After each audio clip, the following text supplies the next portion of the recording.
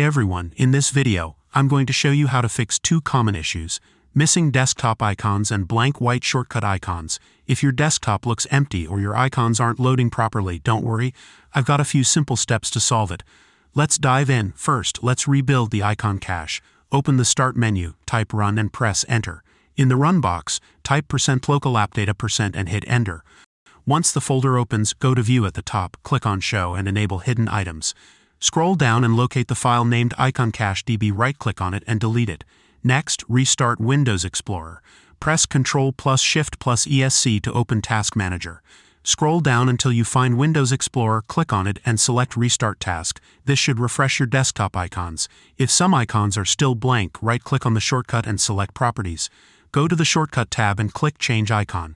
If no icons appear, browse for the correct application in your program files. And that's it. These methods should fix any missing or blank icons on your desktop.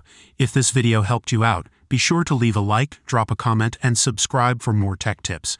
Thanks for watching, and I'll see you in the next video.